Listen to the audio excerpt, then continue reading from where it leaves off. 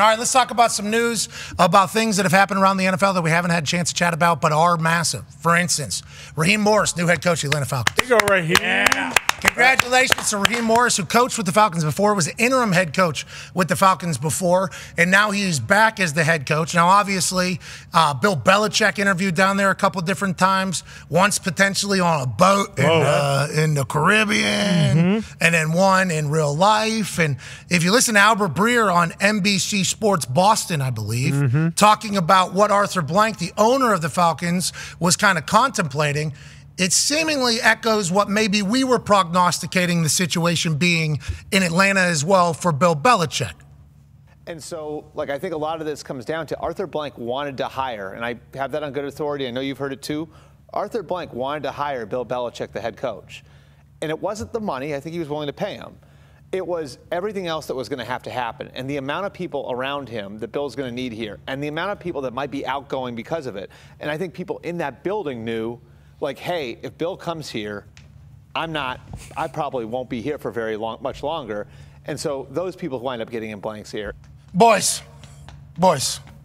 do it. It's time. Do it.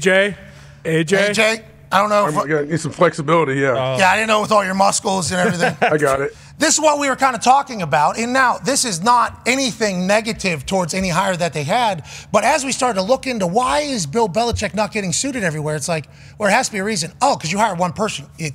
You're losing a lot of people you care about for a 2 to 3 year run, potentially. Do you want to do that, make that business decision? They also interviewed Jim Harbaugh. Jim Harbaugh takes the job with the Chargers. But if you follow along with what Brett Jukes said, Brett Jukes, who is a Atlanta businessman, I assume, or a Falcons member, or whatever the hell he is, he tweeted out basically the process in which they got to Raheem Morris being their head coach. Ian Rappaport retweeted this thread. Now, it has been put into story mode by Zito. Shout out to the new X, so we don't have to scroll through all these threads. But he basically explained how Raheem Morris stole the show in these interviews. Really excited to have Raheem Morris back in Atlanta as our head coach. It's been quite a month. Here are some insights from In the Room, says Brett Jukes. Raheem's first interview was electric, captured the crew on it, many of whom had not ever worked with him, because a lot of new people potentially in the building. Arthur Blank's trying to make a change. Second interview, even better. Wow, so well prepared. His time in LA has elevated him, clearly gleaned. Was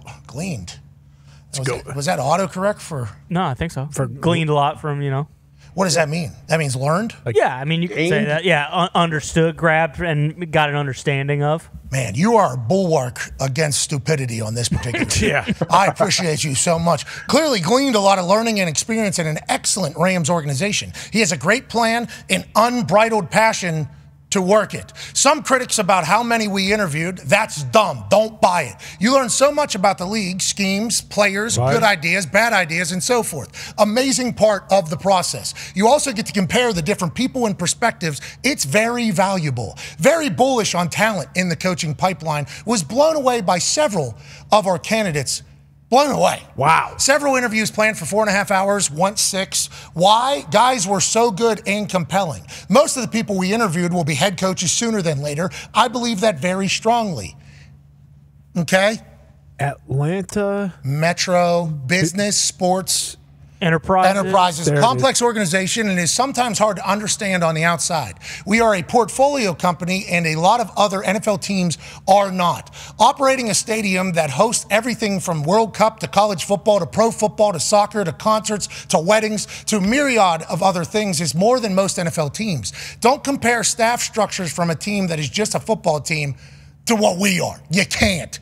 AMBSE is Falcons United, MBS, and some other things. The transition of responsibilities began on or around January 7, 2023, when Rich McKay was named CEO of AMBSE. Steve Cannon has been the steward of it. All right. Atlanta United. Yeah, okay. Back to the coaching search. Thank God. That's what we're here for, Brett. Yes. I could not be more proud of my colleagues and how this search was executed. Incredible experience. There was never any panic or discombobulation. That's nuts. From first day, we knew how much our job was coveted. People, plural, wanted this.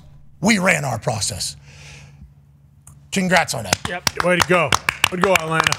some people dictated, I guess, a third party was potentially involved in this entire thing. I think they had a lot of people potentially in the room around Atlanta that cover a lot of things. I think we potentially know one of the people that was probably in that room, I guess. Definitely. If it's just power players down in Atlanta, and that name is just everywhere. Yeah, that would make sense. All the time. But they got it right. They said they appreciated Raheem Morris. They went through the full process. And with all those people who are seemingly potentially very successful in what they do, how do you think Bill Belichick was talking to all of them? You know? How many times do you think Bill Belichick looked at, okay. Not a football guy. You know? You do?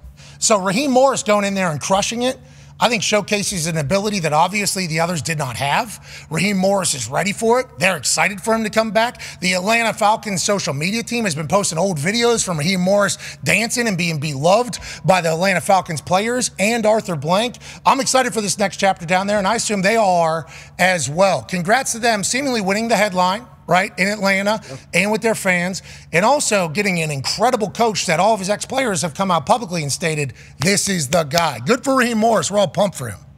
Yeah, good. I mean, I feel like this is more skews to like, hey, this is how great Raheem Morris is. And he came in here and didn't steal this job, but he took this job because we felt like we just could not let this guy out of here. We have to give him the gig. But then going back to old buddy's tweets, all of that stuff, when he laid it out like that, it does sound like a unique structure. How was Bill ever even in the running for that gig? It sounds like that does not sound like a place you could plug Bill Belichick in.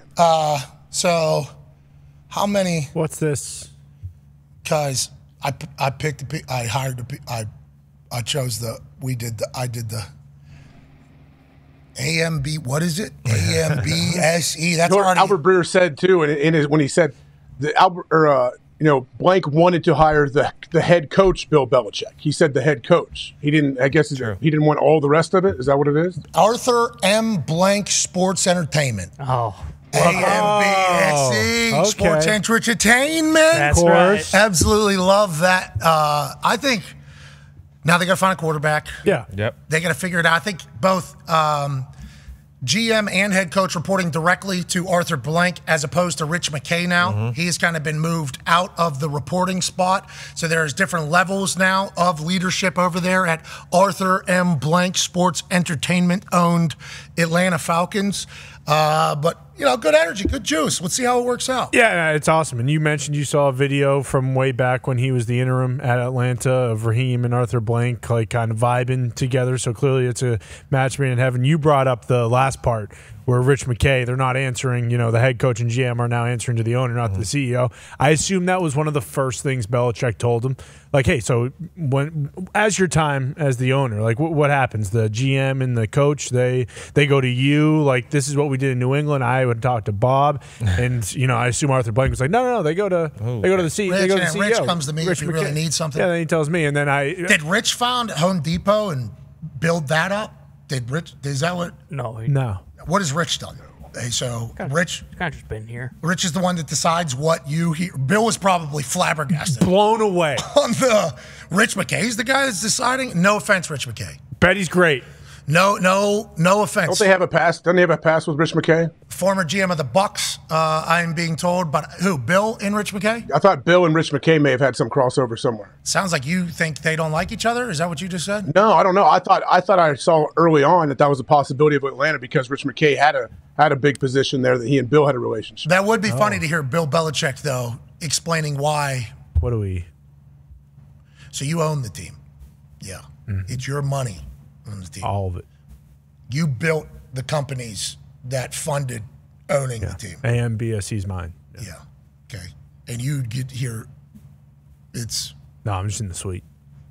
Just hanging. What are we doing? And Arthur's like, you're right. What are we? Yeah, what am I doing? What are we doing out there? We don't know if that's the case. We are just talking about a situation as the news breaks, you think to yourself, oh, there was something that Arthur felt like he probably wasn't hearing or going properly through the filter, gatekeeper source of information. How do we get it to the talent, the brain here in this entire thing? Not that Rich McKay's not, once again, but also how do we do this entire thing? I think they're in a good spot going forward. Sounds like everybody's invested.